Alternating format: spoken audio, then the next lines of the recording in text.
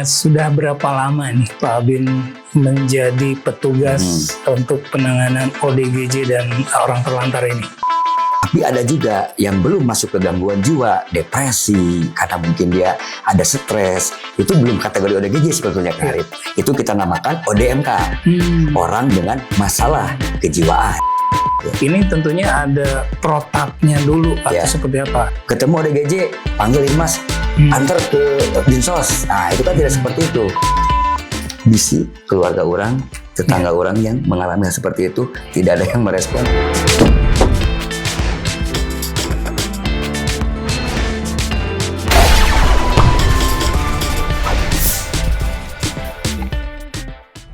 Oke, salam jumpa lagi di Tolpod, Tolombongpod bersama saya Arif Wijaya yang senantiasa akan mengungkap berbagai macam masalah atau fenomena sosial yang ada di sekitar kita. Tapi kita akan mengungkap sisi lain dari fenomena sosial tersebut, di mana insya Allah mungkin informasi yang tersajinya ini semoga menjadi inspirasi dan mengedukasi.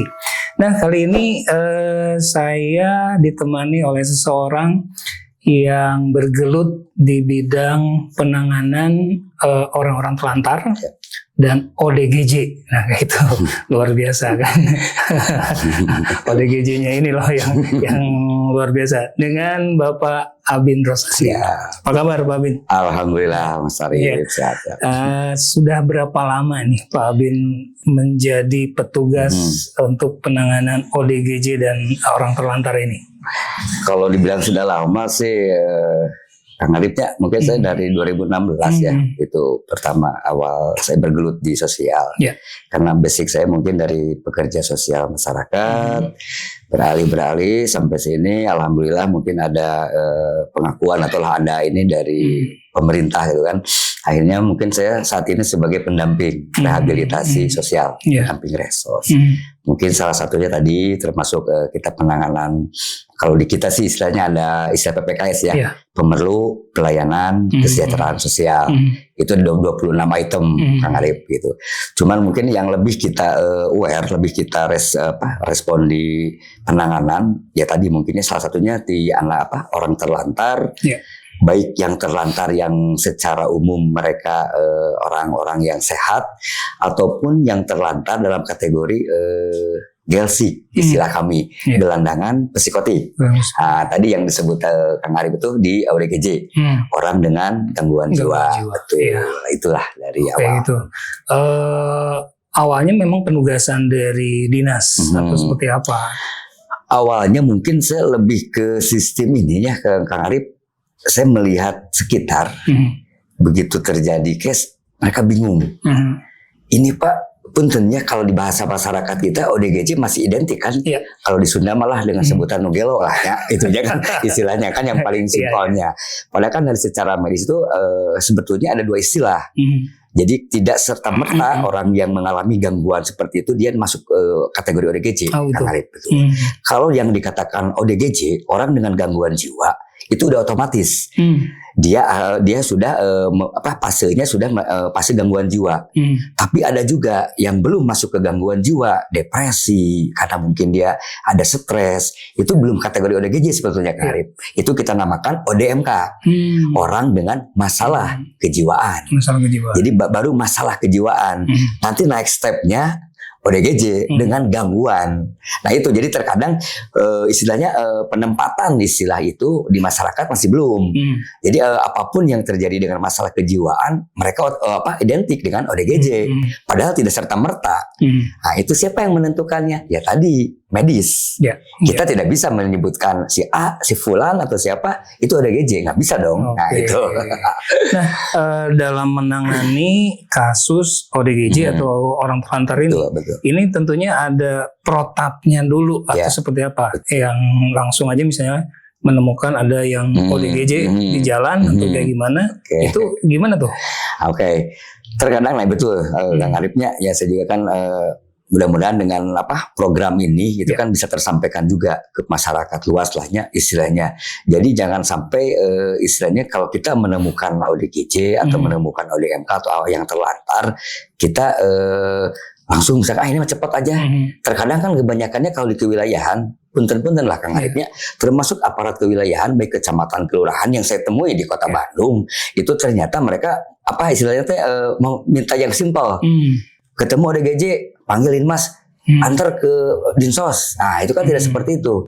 Jadi runutan untuk penanganan seperti ini, yang pertama ada 2 kategori Kang Arif. Yang pertama ODGJ yang ada keluarga.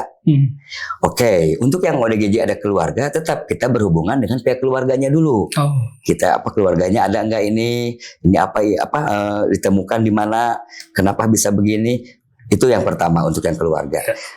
Masukkan kita komunikasi dengan istilahnya kesehatan Paskes 1. Jadi runutannya itu sebelum kita bawa ke dinas sosial ataupun kemana, kita tetap dengan dinas kesehatan. Itu ujung-ujung nugelo. Itu ujung-ujungnya, misalkan kalau ada keluarga kan lebih enak, Kang Arifnya kalau dengan enak. Kita dengan misalkan nih kalau di wilayah Punten ya di Sadang Serang kita menemukan nih ODGJ. Berarti otomatis kita Paskesnya mana sih Sadang Serang? Oh, Puskesmas Puter. Oke, langkah awal itu tetap koordinasi dengan Puskesmas Puter untuk menentukan ini benar nggak gejalanya seperti apa. Kalau yang kedua, kalau kita menemukan yang di jalan, Kang Arif, yang saya sebut nanti gelsik, gelandangan psikotik, itu penanganannya kan mereka tidak jelas dari keluarga. Tetap yang pertama ujungnya itu setelah koordinasi kewilayahan baik dengan Linmas, dengan kepolisian dengan apapun, tetap Puskesmas. Jadi jangan serta-merta ini memudahkan bawa ke Dinsos, enggak gitu juga. Gitu. Nah, ini antara penanganan ODGJ dan orang terlantar itu, saya pengen tahu akhirnya aja nih. Betul. Apakah akhirnya misalkan tetap dipelihara oleh dinas untuk ODGJ ini sampai sembuh atau kayak gimana? Dan yang terlantar ini gimana? Oke. Ambil kita untuk yang pertama kita ODGJ. Mas Arif ya ODGJ. Oke, kita ketemu dengan Puskesmas nih. Puskesmas kan ngasih rujukan. Pak, ini sudah emang harus direhab untuk penyembuhan, direhab. Oke. Puskesmas setelah rujukan, sebetulnya yang dalam hal ini leading sektor penanganan awal itu dinas kesehatan. Puskesmas, rumah sakit. Nah, sebetulnya dari Puskesmas itu untuk rujukan ke rumah sakit jiwa. Yang mungkin kalau di kita RSJ Cisarua, Arif yang provinsi. Itu rujukannya dari Puskesmas. Puskesmas itu menggunakan SISRUT. Sistem Informasi Rujukan Terpadu. Jadi sebetulnya begitu kita sebelum berangkat ke Cisarua itu sudah ada komunikasi. Oke, ini dokternya ada, silakan Bu datang ke RSJ. Oke, itu kan sudah selesai ini untuk yang bab rujukan. Kendala yang kedua terkadang di kita itu untuk membawa. Nah, ini dengan siapa kita dibawa? Oke, kalau Puskesmasnya ada fasilitasi ambulan, mudah. Oke dong, kita bantu dengan ambulannya. Nah, kalau tidak ada, ini yang terkadang. Pak RW kan bingung, Pak RW kemana nih kita kan ibaratnya. Oke, tapi berdasarkan pengalaman kita kan dalam hal ini untuk pengadaan ambulan kan ada relawan ambulan Kota Bandung, mungkin dari teman-teman istilahnya yang di Punten lah ya. Kalau saya sampaikan, kalau yang di Parpol, mereka punya ambulan kan, Mas Arif. Siapalah yang bisa kita temui? Ambulan kita siapkan. Kalau ada keluarga, wajib keluarga kita bawa, kita ikutkan. Karena nanti yang akan bertanggung jawab di sana keluarga. Tapi kalau yang tadi tanpa identitas kita temukan di jalan, itu mereka kita berkoordinasi dengan kewilayahan. Mungkin Linmas di kelurahan, mungkin rekan kami pekerja sosial, relawan sosial, atau istilah apapun namanya, kita dampingi. Saya ke sana, masuk di penyembuhan di RSJ itu kurang lebih tergantung ya relatif. Ada yang cepat, ada yang lambat. Kalau yang cepat biasanya itu 14 hari kita akan akan dikontak oleh pihak RSJ untuk dikembalikan. Oleh keluarga kita kembalikan nanti ke keluarga. Kalau yang gelsik kita langsung masuk ke proses penanganan yang kedua. Rehabilitasinya ada di dinas sosial. Jadi ujungnya kembali ada yang masuk ke keluarga, diterima dengan keluarga, ataupun yang masuk ke dinas sosial. Untuk penanganan di dinas sosial mungkin nanti akan di tracing, mungkin nanti dia udah agak paham, saya punya keluarga di diambil lah. Kalaupun tidak, mungkin pihak dinas sosial punya kiat-kiat yang lain, bisa diberdayakan, bisa juga mereka istilahnya dikembalikan, kalaupun tidak dikembalikan ke keluarganya, pemberdayaan. Ini diberdayakan di sana, diberikan keterampilan, setelah itu mungkin bisa mandiri. Termasuk yang terlantar mungkin, Mas Arif. Itu jadi output ujungnya itu Kalau fungsi kami di dinas sosial itu fungsinya pasca. Ya. Jadi sebelumnya itu penyembuhan itu masih dalam ranah dinas kesehatan. Gitu. Oke. Nah ini untuk pertama kali apakah tindakan yang dilakukan berdasarkan laporan saja atau ada juga sweeping misalnya ke jalan-jalan itu kayak gimana? Kalau yang kita lakukan selama ini yang saya sering temui, pertama kalau berbasis di wilayah itu pasti laporan lah, Sarip ya, mungkin dari PRT-an, mungkin warga setempat atau linmasnya nih, Kang Abin ini ada ODGJ ada apa, itu yang pertama dengan laporan. Ataupun yang kedua, kalau untuk di Dinas Sosial Kota Bandung, yang saya ketahui mereka itu ada program penjangkauan PPKS jalanan.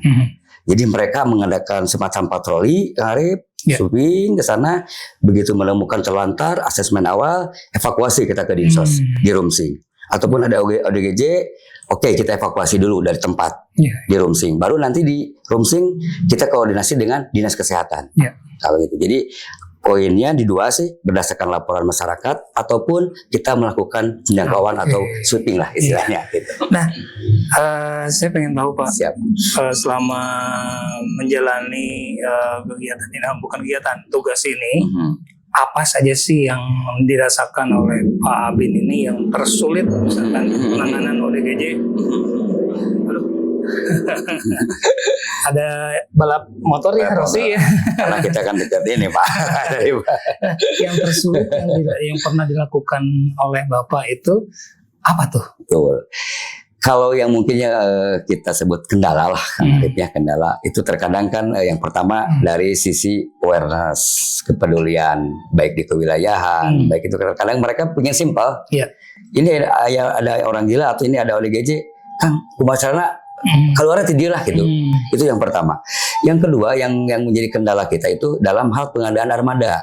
Terkadang tidak semua tempat, tidak semua wilayah memiliki fasilitas, baik ambulan atau apapun gitu kan. Terus yang ketiga yang menjadi kendala penanganan itu paskanya, Kang Arif. Gitu pasca, oke, kalau yang terlantar dinas sosial lah, clear lah ya. Ini kita yang kebingungan itu begitu kembali ke keluarga bingung nolak. Jadi di sisi lain mau dikembalikan, punten, kondisi rumah tidak memungkinkan. Keduanya dari pihak keluarga bingung, tidak bisa nanti gimana untuk pengurusi ininya. Nah, itu terkadang mungkin itu yang masih menjadi kendala untuk penanganan ini. Nah, selama mengurusi ini Pak, apakah ada kriteria yang membahayakan bagi masyarakat ataupun yang tidak? Nah kayak gitu, kriteria-kriteria itu adakah untuk penanganan ODGJ ini? Gitu. Ya terkadang kalau ya bentar ya yang namanya orang dengan gangguan menariknya itu kan ada yang emang dia betul, kadang-kadang ada yang landai, diam ajanya begitu kita ini, ada juga yang tadi berontak melakukan tindakan apa yang tadi pelemparan, tindakan apa, dan yang ketiga itu yang paling membahayakan sudah dia membawa sajam.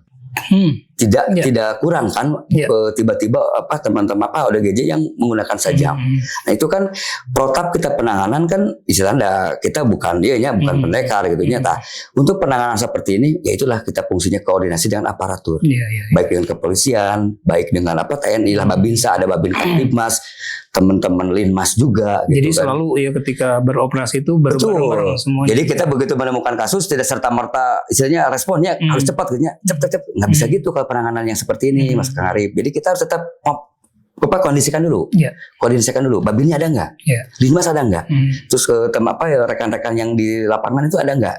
Karena untuk perbantuan seperti itu kita juga mungkin membutuhkan beberapa sarana prasarana untuk melumpuhkan seperti itu gitu kan. Untuk ini kan kalau dengan aparat kepolisian mungkin ujung-ujungnya kalaupun emang diperlukan sekasarnya ya pelumpuhan lah, bukan kita ini kan pelumpuhan, mungkin kita bisa juga gitu Kang Arif ya. Itu sudah banyak Pak yang sampai ke pelumpuhan itu. Kalau ke pelumpuhan secara sajam itu enggak Kang Arifnya. Kalau kita mungkin begitu dia bawa senjata ya kita taki-taki lah gimana caranya kita lumpuhkan biar senjatanya terlempar atau apapun, baru kita bareng-bareng ini.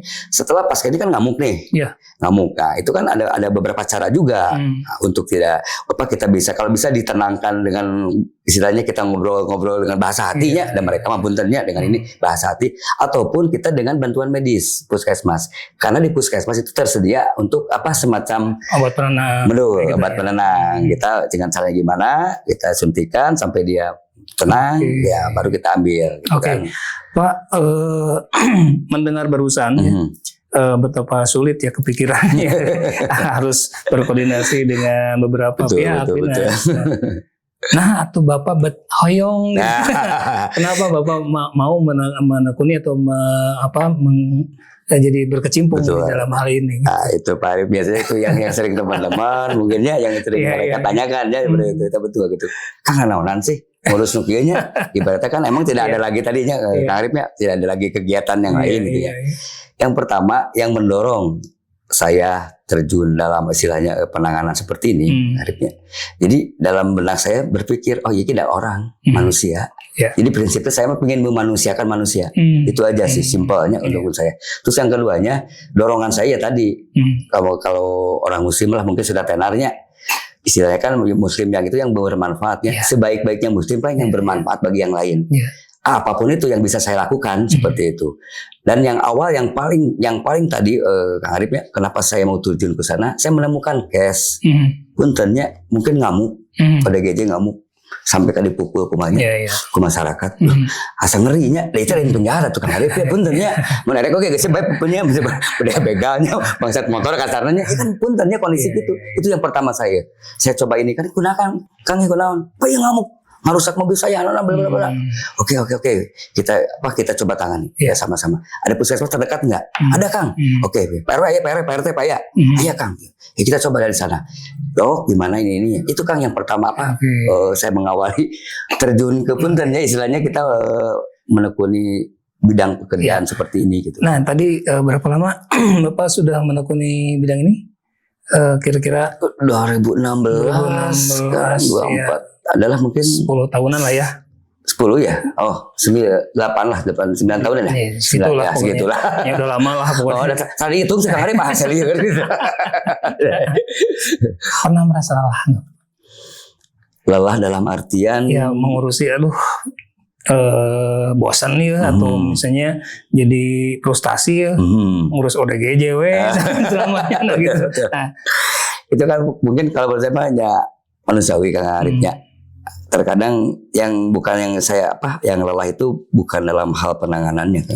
Yang saya merasakan lelah itu pas ada kejadian, ada case Arifnya.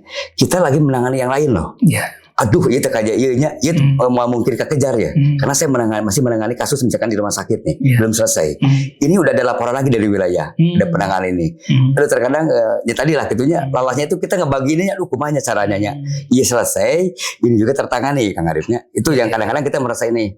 Mending kalau ada rekan yang bisa kita koordinasi. Mang, aya di wilayah teh. Naon bla bla bla. Punten lah. Asesmen awal lah, Mang. Nanti saya pasca di sini mungkin saya selesaikan di sini. Itu masih mending Kang Arif. Iya guys, bisa dihubungi Kang Arif.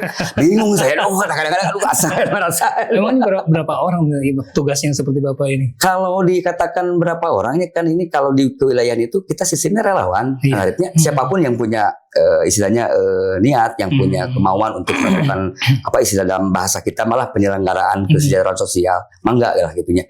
Cuman kalau yang untuk di wilayah kita beberapa ini kan untuk di misalkan Serang kita ada beberapa rekan lah yang di sana mungkin 5-6 orang gitu. Nah, kadang-kadang kalau memungkinkan mereka dengan 5-6 orang itu mereka hadir. Terkadang terjadi acara Kang Arif di teleponnya langsung bingungnya gitu.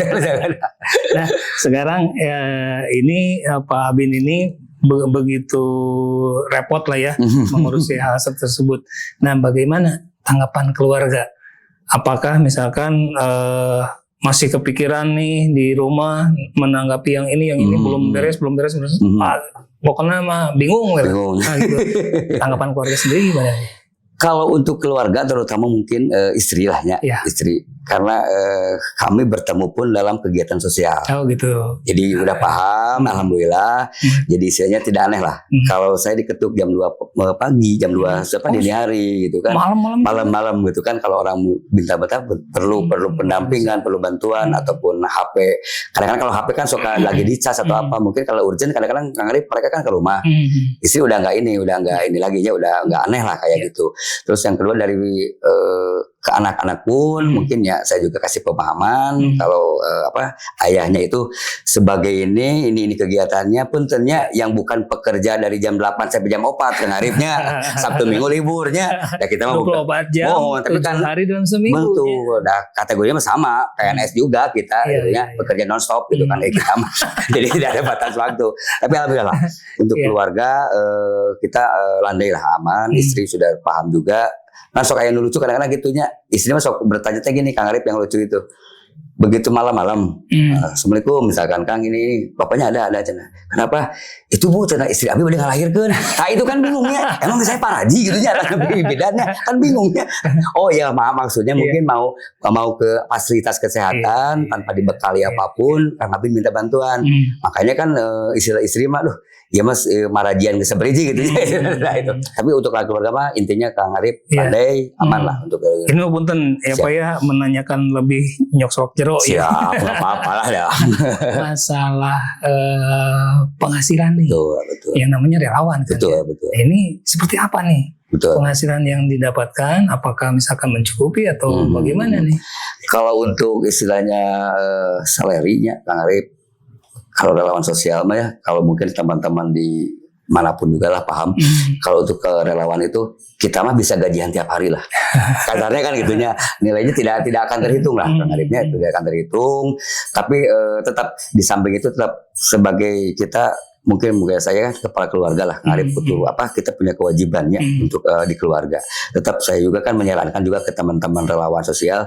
Oke, kita relawan sosial, kita bantu orang, tapi tolong dong kewajiban utama. Nah, kalau saya pribadi Kang Arifnya alhamdulillah dengan saya banyak bergelut di sini kan ternyata walaupun tidak ada nilai yang pasti gitu ya ibaratnya, tapi begitu kita di dinas sosial terakui. Kang ini ada insentif atau variasi atau apa. Alhamdulillah. Di provinsi begitu juga. Termasuk dari kementerian juga Kang. Walaupun kita skupnya sebagai pendamping dari Kang, tapi mereka kalau di pemerintahan kan jelas ada nomenklatur, ada nilai, ada nominal. Walaupun tadi ya kalau disebutkan secara ini malah tidak ini Kangnya, tapi itu yang membantu mungkin untuk saya tadi meninggalkan keluarga teh kan gregang. Istilahnya biasa mah Kangnya kurang nguruskan keluarga sorangan teh kayak benernya. Itu jadi ada tuh, ataupun juga mungkin kalau teman-teman relawan yang lain ada kegiatan ekonomi yang lain. Misalkan dia berusaha, dia jualan atau apalah, enggak. Yang penting kalau teman-teman punya penghasilan tetap untuk keluarga teman-teman, kita menangani lah luas salah Kang Arif kemana-mana gitu. Nah Kang untuk yang terakhir nih. Siap. Ini saya pengen menanyakan lagi apa perasaan Akang yang terdalam yang Akang rasakan dengan menggeluti bidang ini dan sekaligus juga untuk pesan-pesan ke masyarakat luas nih seperti apa? Kalau perasaan terdalam yang paling yang saya rasakan Kangnya, kenapa kita bertahan, kenapa kita ada di bidang ini, ada di dunia ini. Yang pertama itu ada rasa kepuasan Kang. Terus yang keduanya, yang saya rasakan, saya selalu berpikir, misalkan kita menguruskan terlantar, Pak dari mana? Contoh kasus mungkin kemarin, Kang dari mana? Pak saya dari Lampung. Udah berapa hari di Bandung, saya Pak 2 minggu keluar masuk masjid, terakhir di masjid di daerah saya. Awalnya gimana? Saya ditawarin kerja, aku teman disuruh dari Lampung ke sini. Ternyata begitu datang di Bandung, lost contact tidak apa-apa. Kang selama ini saya ngasih makan. Alhamdulillah Pak ada ini. Oke, ini ada solusi. Mungkin kita untuk pemulangan Akang ke Lampung. Tadinya dengan prosedur kita ke dinas sosial bla bla bla selesai. Nah, yang saya rasakan gini kan, kumahanya. Kalau ayah keluarga saya, punten, dulur saya tiba-tiba berangkat kerja ke luar daerah. Posisi saya gak gitu Kang. Sasab atau nabi disasabkan ya. Terus kemudian dia bingung, rek pulang bingung, tidak ada ongkos. Nah, kalau ada mungkin rekan-rekan yang mungkin seperti saya di sana, mungkin kan etanya Kang. Saya selalu berpikir gitu Kang, bisa kejadian-kejadian gini menimpa baik keluarga saya, tetangga saya ataupun saudara saya Kang. Jadi kenapa saya baru bilang ini? Kan orang mah pure ngebantuan.